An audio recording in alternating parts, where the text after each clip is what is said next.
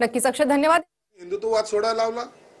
हे सगळे जे काही प्रकार झालेले आहेत ह्या एका माणसामुळे झालेले आहेत आणि त्याची जाणीव उद्धव साहेबांना होत नाही, हे दुर्दैव आहे।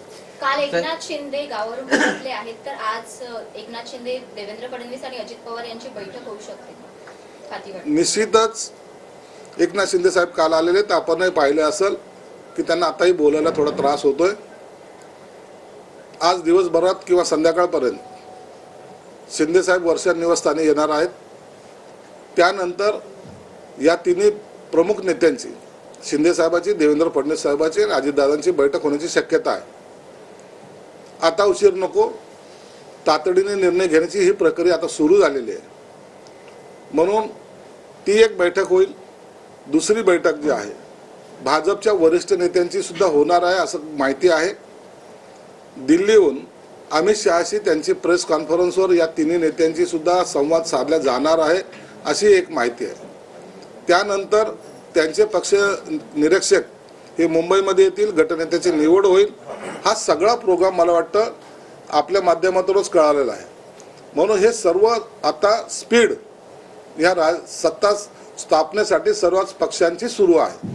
म्हणून आज शिंदे साहेबांची आणि वरिष्ठ नेत्यांची म्हणजे देवेंद्रजी आणि अजितदादांची बैठक होण्याची शक्यता नाकारता येत नाही। मंत्रिमंडळाच्या विस्तारामध्ये जुन्या ज्येष्ठ मंत्र्यांसह काही नवीन चेहरे देखील आम्हाला पाहायला मिळणार आहेत का? कारण अनेक नवीन चेहऱ्यांची देखील जोरदार चर्चा आहे आणि काही मंत्र्यांना डचू देखील दिला जाणार आहे त्यांच्या कामावरच्या। नाही, या सर्व बाबी ज्या आहेत, मंत्रिमंडळ स्थापन करताना कोणते मंत्री असावेत, कुणाला कोणतं खातं द्यावं, कुणाचा समावेश करावा नाही करावा, याचा सर्व निर्णय या त्या पक्षाचे नेते हे घेणार आहेत। म्हणून शिवसेनेचे कोण मंत्री असले पाहिजे किंवा भाजपचे कोणते असले पाहिजे किंवा राष्ट्रवादीचे कोणते असले पाहिजे, हा त्यांचा पक्षाचा प्रश्न आहे आणि हे ठरवण्याचा अधिकार त्या नेत्याला असल्यामुळे योग्य वेळी त्या नावाची घोषणा केली जाईल।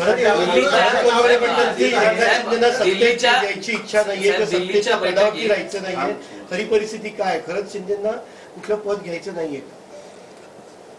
एक निश्चित आहे, शिंदे साहेब हे दिल्लीच्या राजकारणात जाणार नाहीत।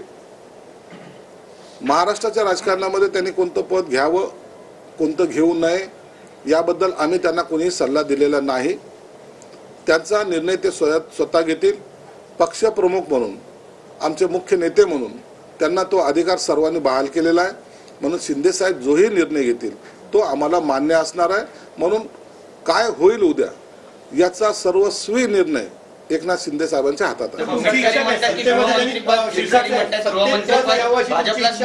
सत्तेत राहावं, त्यांनी पद घ्यावं अशी आमदारांची इच्छा आहे का?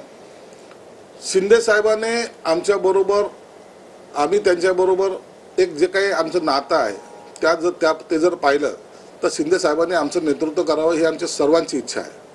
आणि म्हणून एक मात्र आम्ही ठामपणे सांगू शकतो की शिंदे साहेबांनी दिल्लीत जाऊ नये।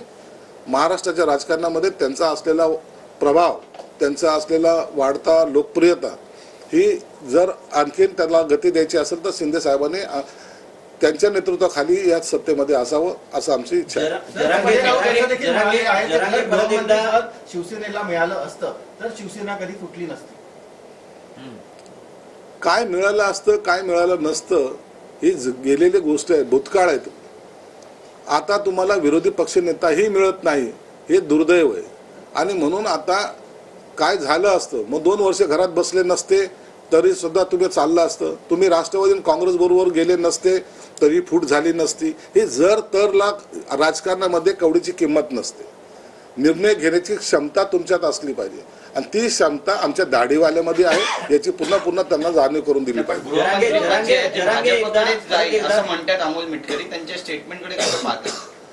अमोल मिटकरी हे राष्ट्रवादीचे मोठे नेते आहेत।